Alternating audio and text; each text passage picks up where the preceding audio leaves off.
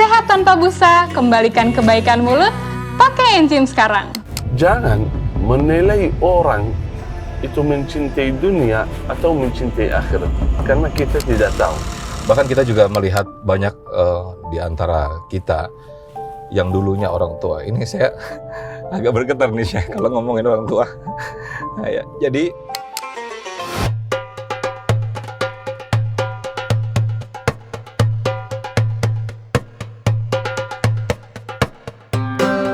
ya, Assalamualaikum warahmatullahi wabarakatuh. Alhamdulillahirrahmanirrahim. Masya Allah, tabarakallah. Jumpa lagi di Nyopirin Ustadz. Sahabat religiwan, saya Muhammad Sofyan. Kali ini saya akan nyopirin seorang Ustadz yang sangat fenomenal sekali. Beliau ngisi di Damai Indonesiaku. Dan nanti kita akan ngobrol-ngobrolin, kita akan diadem-ademin oleh beliau. Siapa beliau? Ikuti saya terus.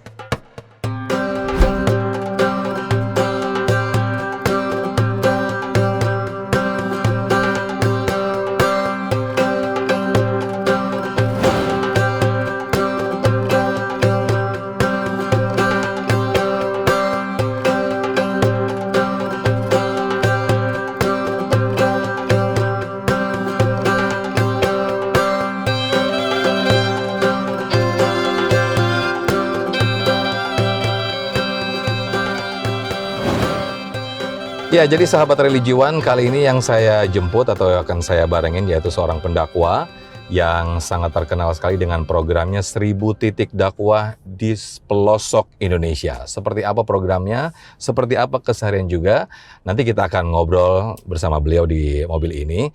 Jangan lupa tonton terus Religiwan, karena insya Allah dengan teman-teman menonton Religiwan, insya Allah akan menambah ilmu dan juga akan meningkatkan iman kita.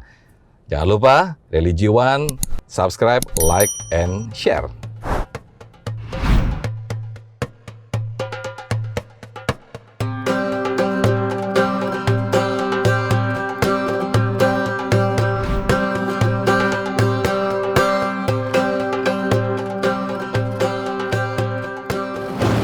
Oke sahabat religiwan, jadi kita alhamdulillah sudah hampir sampai di rumah atau di kediaman salah seorang ustadz atau seorang syekh yang sudah saya kasih clue-cluenya tadi. Ini dia rumahnya, Masya Allah, indah sekali. Ikuti saya terus ya. Ini saya habis ini mau turun dan akan menjemput beliau. Ikuti saya terus.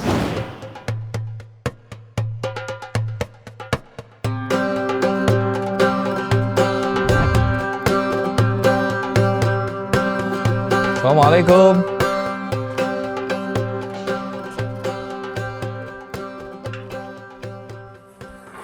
Alhamdulillah. Masya Allah.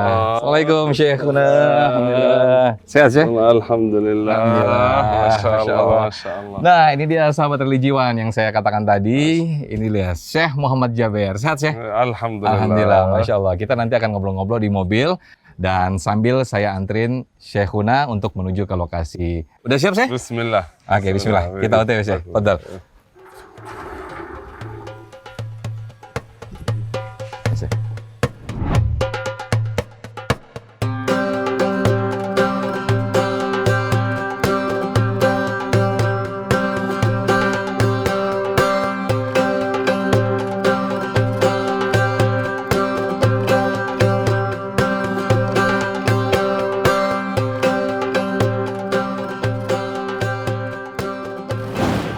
Oke, alhamdulillahirrahmanirrahim, sahabat religiwan. Kali ini saya sudah bersama Syekh Muhammad Jaber. Gimana Syekh? Sehat Syekh? Alhamdulillah. Alhamdulillah. Ini tadi habis ngapain keseharian apa aja nih Syekh? Kalau boleh tahu Syekh? Ya, biasa-biasa saja ya. Kayak orang biasa, alhamdulillah. Alhamdulillah. Kadang-kadang ada kajian, ada dakwah. Kadang-kadang bersama keluarga dan anak-anak. Masya Allah. Ya, kadang-kadang sendiri menambah ilmu, mengikuti kajian atau daurah melalui online, alhamdulillah. Masih terus aktif ya Syekh ya? Ya, harusnya kan dunia ini Nah. nggak boleh berhenti lah, aktif terus, bekerja terus sampai ya tujuan kita berhasil insyaallah. Alhamdulillah. Syekh, ini tinggal beberapa hari lagi mau puasa nih. Salam. Tinggal beberapa hari kita mau puasa nih Syekh. Iya. Persiapannya apa ini Syekh kira-kira? Karena Masya Allah banyak orang yang sudah nggak sabar, bahkan bergembira. Ada yang mengadakan tarhib Ramadan, begitu kan, dengan datangnya bulan yang mulia ini, insya Allah. Ini kira-kira apa yang bisa kita lakukan, kemudian hikmah apa yang bisa kita ambil, ibrah apa yang bisa kita ambil menjelang bulan puasa ini, Syekh? Subhanallah, sebenarnya bulan Sya'ban itu bulan persiapan untuk bulan Ramadan. Tapi banyak yang lalai di bulan Sya'ban. Di bulan Ramadan sampai lalai bulan Sya'ban ini. Iya. Niatnya insyaAllah kalau sampai bulan Ramadan, insyaAllah berubah diri, menjadi lebih baik, membaca Quran, bersedekah, berpuasa, sampai lupa bulan Sya'ban ini. Karena itu Rasulullah SAW dari bulan Sya'ban, beliau mempersiapkan diri. Itu contoh baik, supaya datang bulan suci Ramadan, sudah siap, sudah biasa membaca Quran berkali-kali khatam, bersedekah, berpuasanya biasa, ya, dan salat tarawih bersama jamaah. Itu persiapan yang paling penting. Syekh, kita ngomongin tentang keseharian Syekh Muhammad Jaber nih, Masya Allah. Ini dari Syekh Muhammad Jaber, kita ngomongin tentang keluarga Syekh Muhammad Jaber yang agak sedikit mungkin throwback ya, Syekh. Almarhum, insya Allah, wallahu yarham, Syekh Ali Jaber. Ini dari, mohon izin, berapa, 10 bersaudara ya, Syekh? 12. 12, Masya Allah. Alhamdulillah. 12 bersaudara, semuanya. Saya senang sekali kalimat Masya Allah dari antum. Karena banyak jemaah ketika tanya, berapa saudaranya? 12. Wow. Itu nggak boleh. Oh gitu ya, Syekh? Jadi kami lihat sesuatu yang baik, yang ajib ya. Ya, kita mengucapkan Masya Allah, Barakallah. Kita menyebutkan nama Allah. Bukan biasanya di Indonesia, wah, itu nggak boleh. Masya Allah. Terima kasih, jazakallah khair. Masya Allah. Jadi, dan yang Masya Allahnya lagi, Masya Allah, Barakallah, ini 12 bersaudara semuanya, kaderisasinya Masya Allah, hafiz semuanya, kemudian semuanya pendakwah. Ini ayah atau ibunda seperti apa, Syekh, mendidik anak-anaknya, Syekh? Jujur saja, saya sering berkata, sering menyampaikan kepada orang tua saya, saya dan kakak saya, Syekh Ali, Allah yarham, adik-adik saya semua, alhamdulillah baik, saleh, hafiz Quran. Wallahi bukan karena perjuangan kami, bukan karena kami yang mau kemampuan kami, tetapi karena kesalehan orang tua. Jujur saja, orang tua saya orangnya sederhana, orangnya biasa, tapi kesalehannya sangat luar biasa. Ayah saya jujur bukan alim, dan saya sering berkata bukan hafiz. Coba lihat, bukan hafiz. Bukan hafiz. Tapi beliau, Masya Allah, saya jamin beliau membaca Al-Quran lebih daripada saya. Ya Allah. Rutin, istiqamah, mengamalkan amal saleh itu. Itu yang insya Allah melahirkan ya anak-anak saleh-salehah. Karena itu pesan dari saya untuk diri saya sendiri dan seluruh jamaah yang sering bertanya, gimana cara anak-anak menjadi anak baik, anak saleh dan salehah. Ini terutama pesan buat saya sendiri. Semua termasuk saya. Ini sering saya berpikir untuk anak-anak. Poin yang pertama dan paling utama, usahakan masing-masing sendiri orang tua menjadi saleh dan salihah. Ya, itu langsung itu contoh baik di rumah, di mana bukan hanya ceramah, bukan hanya nasihat, tetapi sehari-hari melihat orang tuanya menjaga salat, membaca Quran, beramal salih, akhlaknya baik, langsung berpengaruh kepada anaknya. Bahkan kita juga melihat banyak di antara kita yang dulunya orang tua. Ini saya agak bergetar nih, Syekh, kalau ngomongin orang tua. Ya, jadi kita juga sering melihat banyak orang tua yang dulunya preman. Dia dulu nakal begitu, Syekh. Tapi begitu lahirlah seorang anak kedua, anak pertama, anak kedua, itu Masya Allah, Allah memberikan hidayah dan kemudian dia menjadi yang baik, ya, Syekh. Iya.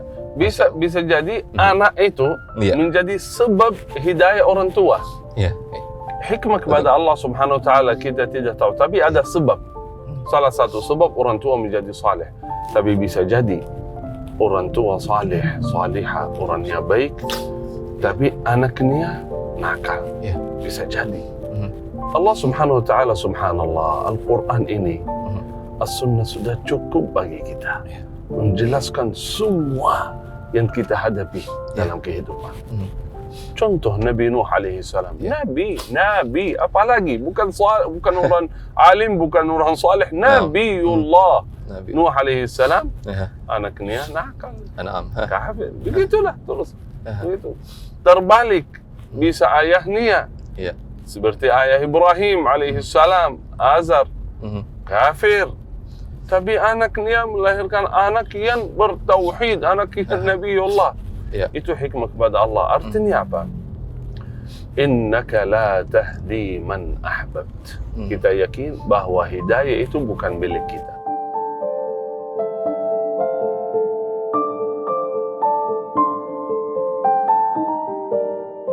Syekh, kita agak sedikit larut ini, Masya Allah. Kita ngomongin tentang berita informasi bahwa Masya Allah, di usia 15 tahun, Syekh Jabir ini sahabat religiwan, di usia 15 tahun, beliau telah diberikan amanah, diberikan kepercayaan untuk menjadi imam di Masjid Madinah ya Syekh ya? Alhamdulillah. Masya Allah. Ini kan, untuk menjadi imam di masjid di Indonesia aja itu syaratnya Masya Allah, apalagi di Madinah. Ini bagaimana ceritanya Syekh? Itu subhanallah salah satu anugerah Allah kepada keluarga kami dan ayah kami. Segini ceritanya, banyak yang tanya gimana semuanya bisa jadi imam ini. Habis salat Isya, setelah jamaah keluar dari masjid, Abuya tahan kita di masjid, nunggu. Setelah jamaah keluar, tutup pintu masjid, kita salat malam berjamaah di masjid. Siapa yang imam? Salah satu anak. Misal hari ini Syekh Ali, Allah yarham. Besok Syekh Adli. Lusa Syekh Muhammad. Sampai Abu suka nyalin mic di masjid yang di dalam, bukan yang di luar. Supaya kita pelatihan menjadi imam. Kan makmum cuman ayah dan saudara saja. Ya begitu setiap malam sampai kita berani. Coba lihat makmum bukan orang-orang yang biasa. Sampai dekat masjid kami ada gedung asrama mahasiswa Universitas Islam Madinah, Jamaah Islamiyah. Bukan mahasiswa yang baru, mahasiswa yang sudah mau S3. Artinya semuanya hampir alim lah. Berarti kalau mau masuk jadi imam itu tapi karena pelatihan terus setiap malam di masjid, alhamdulillah jadi berani.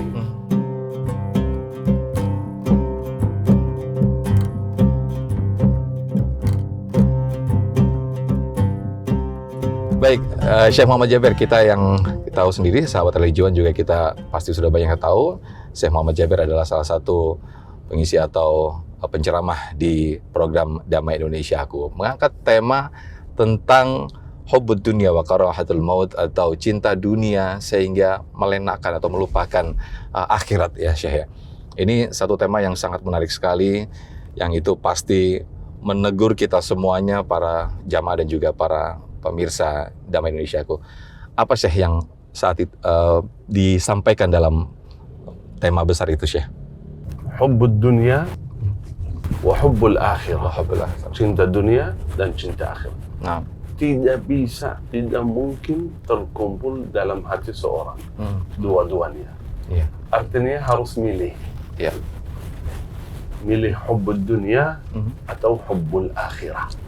Milih cinta dunia atau cinta akhirat. Bukan artinya cinta akhirat artinya meninggalkan dunia.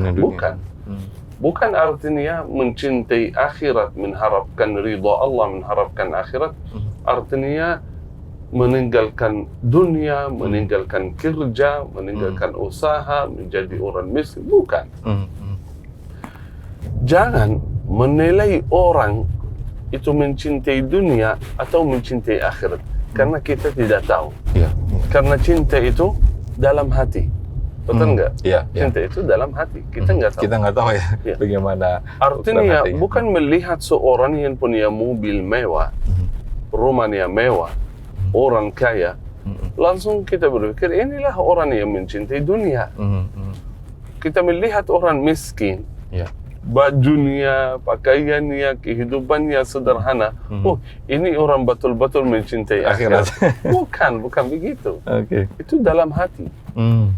Bisa memiliki dunia, tetapi tidak begitu mencintai dunia. Artinya tidak melalaikan akhirat. Artinya tidak melupakan ibadah. Tidak melupakan salat. Ya. Ya. Tidak melupakan amal salih. Selalu mengharapkan ridha Allah, mengharapkan akhirat. Itulah orang yang mencintai akhirat. Ada hadis dari Rasulullah SAW yang menjelaskan mengenai hubbud dunia wa hubbul akhirat, cinta dunia dan cinta akhirat. Nabi SAW bersabda, "Man ahabba liqa Allah, ahabba Allahu liqa'ahu. Wa man kariha liqa Allah, kariha Allahu liqa'ahu." Barang siapa yang mencintai bertemu Allah, artinya di akhirat nanti,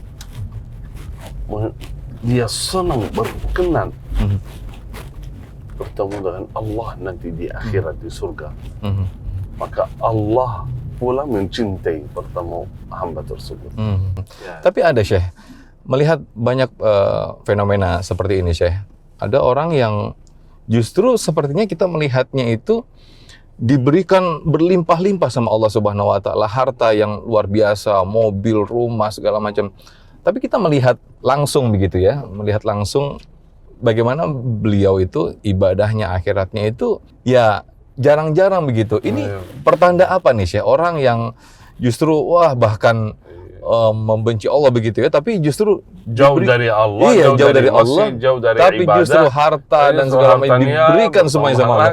Ini bagaimana nih saya melihatnya Syekh? Apalagi sebaliknya, banyak yang rajin salat, rajin ibadah, malah zikir, hadir majlis Quran, tapi tanpa susah lagi, sulit lagi. Itu akhirnya membuat orang banyak yang putus asa, justru malah seuzon sama Allah. Ini bagaimana ini Syekh? Ini sebenarnya perlu penjelasan yang panjang lebar ini. Masya Allah. Ini sambil nunggu macet nih, boleh nih Syekh? Ini bukan religi sampai acara, ini perlu safari religi. Ini betul hal yang sangat penting sekali yang kita harus pahami betul ini. Kalau mengenai orang yang jauh dari Allah, jauh dari ibadah, tapi masih diberikan harta, nikmat, sehat, dunia, itu namanya istidraj. Istidraj. Masya Allah. Wallahi itu lebih bahaya lagi. Itu lebih bahaya. Jadi Allah memberikan nikmat yang itu sebetulnya ada hukuman. Ada hukuman yang berat. Tunggu saja. Tunggu saja. Karena ini ada satu hal penting sekali. Kecintaan Allah kepada seorang hamba bukan tergantung dunia. Artinya jangan menilai cinta Allah kepada kita.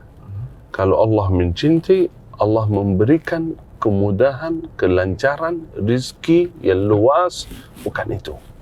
Kecintaan Allah Subhanahu wa taala kepada seorang hamba itu ketika Allah berikan taufik untuk beribadah, untuk bertaqarrub kepada Allah Subhanahu wa taala. Ya, karena itu menurut saya yang perlu kita bahas khususnya di Damai Indonesiaku kalau bisa. Ada satu tayangan, satu episode mengenai itu. Ya. Bukan kita membahas mengenai istidraj. Ya. Itu kita serahkan kepada Allah, bukan tugas kita melihat bahwa orang itu istidraj apa-apa gitu ya. Istidraj atau tidak. Tidak. Iya. Tapi yang perlu kita bahas, banyak yang beribadah, rajin, salat, ya, tapi masih sulit ya kehidupannya. Nah, itu dia. Masih susah. Itu banyak sekali ya. Iya. Ujian, cobaan. Padahal beliau selalu berdoa, betul, selalu betul. bertaqarrub kepada Allah, tapi masih susah lagi. Itu yang justru yang ujian yang lebih tuh ya. Itu menurut saya banyak jemaah yang seperti itu. Iya. Banyak jemaah.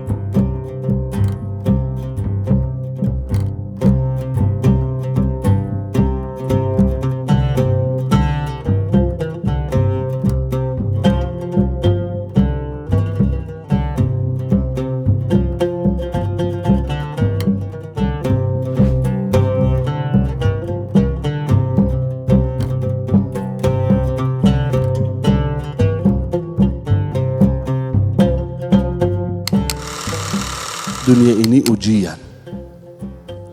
Hati-hati. Allah menciptakan alam semesta ini, maut wal hayah, mati dan hidup. Itu ujian. Dunia bukan tempat tinggal, tetapi tempat meninggal. Jangan sampai tertipu. Jangan sampai dunia ini menjadi tujuan, tetapi dunia ini ujian.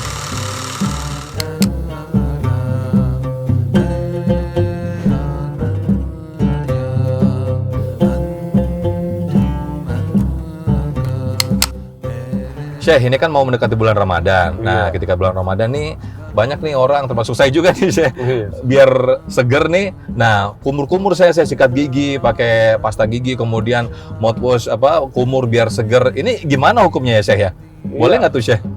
Kalau hukum sikat gigi maupun kumur di siang hari sedang berpuasa boleh saja. Boleh.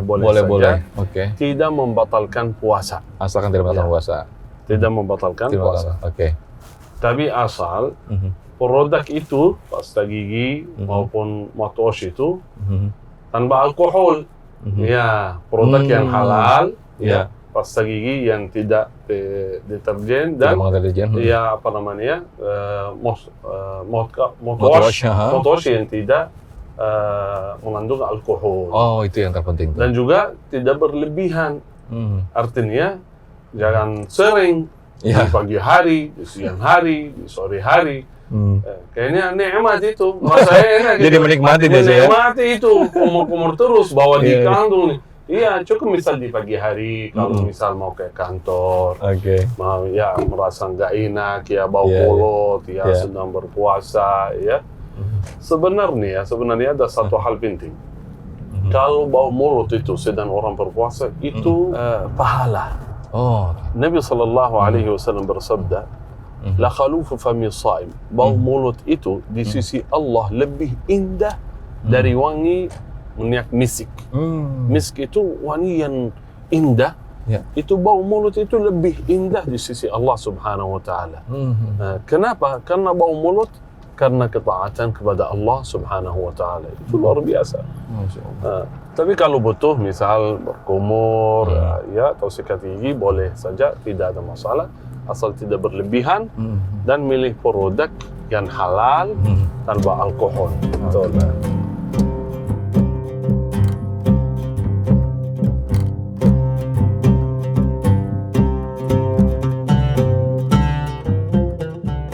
Oke, sahabat religiwan, alhamdulillah sekarang kita sudah kembali lagi bersama Syekh Muhammad Jaber yang tadi sudah memberikan kajian di Damai Indonesiaku. Masya Allah, tabarakallah. Gimana Syekh tadi, Syekh? Alhamdulillah, Masya Allah, luar biasa. Saya senang sekali. Ya, ini programnya yang sangat luar biasa. Ini sering sebenarnya dalam perjalanan menuju ke acara ngobrol di mobil, tanya-tanya, tapi nggak pernah direkam, nggak pernah seperti ini. Luar biasa. Sekarang kita rekam sahabat religiwan keren nih. Semoga bermanfaat itu. Amin. Tadi membahas tentang apa tuh Syekh kalau boleh tahu? Tentang mencintai dunia dan meninggalkan akhirat ya Syekh ya? Itu hal yang sangat penting sekali. Setiap hari kita periksa, cek hati kita, mencintai dunia atau mencintai akhirat. Kita peduli dunia saja melupakan akhirat, atau kita mengharapkan akhirat, ridha Allah Subhanahu wa taala. Sebenarnya kalau mengharapkan ridha Allah dan akhirat tidak harus meninggalkan dunia. Tetap bekerja, tetap berusaha, tetap mengumpulkan uang, mencari rezeki, mencari harta. Tapi jangan lupa, ini dunia sementara. Selalu sampaikan kepada hati diri sendiri bahwa kenikmatan yang nunggu kita di akhirat lebih indah daripada kenikmatan yang di dunia ini, yaitu surga Allah. Surga Allah, Masya Allah. Kenikmatan apapun kenikmatan yang kita nikmati di dunia, itu di akhirat lebih jauh, lebih baik lagi di surga Allah Subhanahu wa taala. Perlu kita sampaikan kepada diri, kepada keluarga, kepada anak mengenai surga Allah Subhanahu wa taala. Kalau kita selalu menyampaikan mengenai surga Allah Subhanahu wa taala, jadi kita merasa dunia ini kecil ya. Dunia ini tidak ada nilainya, tidak ada tidak ada arti lah dunia ini dibandingkan surga Allah Subhanahu wa taala. Supaya selalu kita rindu kepada Allah, rindu kepada surga Allah Subhanahu wa taala. Oh iya, tadi kan Syekh Muhammad Jaber juga menyinggung tentang kita jangan dulu bersuudzon dengan orang yang dia terus mengejar akhirat, bahwa dia melupakan, mengejar dunia tapi dia melupakan akhirat. Jangan kita mudah bersuudzon seperti itu. Tapi kenyataannya Syekh, yang selama ini kita lihat di media massa, apalagi sekarang yang lagi viral dan banyak kita lihat bahwa ada seorang anak pejabat yang memamerkan harta bendanya, kemudian itu justru membuat iri orang, bahkan dia sengaja menumpuk-numpuk hartanya tanpa mau membayar pajak, yang itu merugikan banyak warga. Ini kita mau gimana, mau tidak suudzon saya. Ini gimana menurut saya? Ya, menurut saya itu bukan tugas kita menilai orang. Ya, bukan tugas kita menilai orang siapapun itu kenapa dia begini. Usahakan saudara. Jagalah lidah kita, jagalah lisan. Jangan menilai orang. Walaupun kelihatannya orang itu benar, orangnya nakal, orangnya mencintai dunia orang. Tapi ini bukan tugas saya. Bukan tugas saya untuk menilai orang. Nggak usah kita campur ya tugas.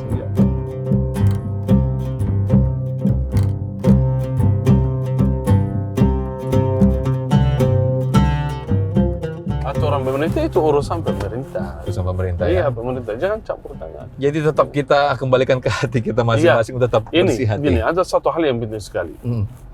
Jangan menilai orang dari luar, dari pakaian. Apakah orang itu mencintai dunia atau mencintai akhirat? Baik dari pakaian, kalau pakaiannya dia memamerkan diri, punya harta, punya mobil, punya rumah mewah. Jangan kita menilai orang itu mencintai dunia. Bisa saja orang itu mencintai akhirat. Karena dia selalu melakukan nikmat yang diberikan oleh Allah, harta, jabatan, bisa dia tanpa beritahu kepada masyarakat, dia melakukan dalam hal yang diridhai oleh Allah SWT. Dan sebaliknya, bisa jadi orang yang pakaiannya sederhana, kelihatannya miskin, rajin di masjid, bisa jadi orang itu mencintai dunia.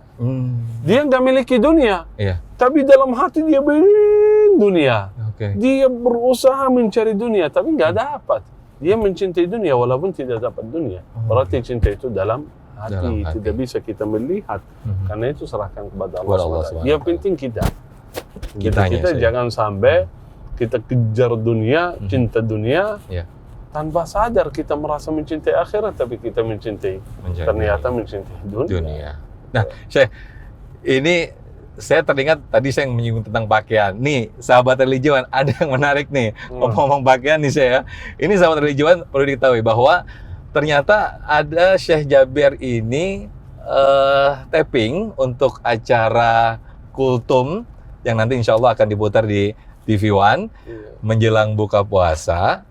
Ini ada yang beda nih, sahabat religiwan. Ternyata Syekh Jaber yang kesehariannya pakai jubah, ternyata beliau memakai sarung. Yang biasa pakai sarung, pakai sarung. Nah ini unik nih ya, dari take taping berapa episode tuh Syekh? 30 ya? Iya, 30. Nah ini gimana sih, membiasakan dari yang jubah, kemudian memakai sarung, gimana Syekh? Gimana tuh? Iya, itu Masya Allah luar biasa. Itu sering saya pakai itu, walaupun kebiasaan saya pakai sorban, saya pakai jubah. Tapi supaya tampilnya beda ini, supaya menarik lah ini. Syekh memakai pakaian sarung. Alhamdulillahirrahmanirrahim, tidak terasa, Masya Allah Syekh sudah hampir sampai di rumah Syekh Muhammad Jaber. Setelah kita tadi ngobrol-ngobrol yang Masya Allah, mudah-mudahan memberikan tambahan ilmu dan juga peningkatan iman ya Syekh ya. Amin, Masya Allah. Syekh Muhammad Jaber, terima kasih atas waktunya.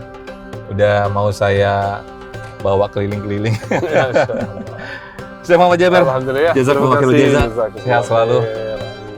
Pemirsa Religiwan, teman-teman Religiwan, jangan lupa tonton terus Religiwan. Oh ya, untuk teman-teman sahabat Religiwan yang ingin bertanya seputar kajian di Damai Indonesiaku, seputar apa yang kita bahas tentang keislaman di Religiwan, boleh tulis di kolom komentar ya.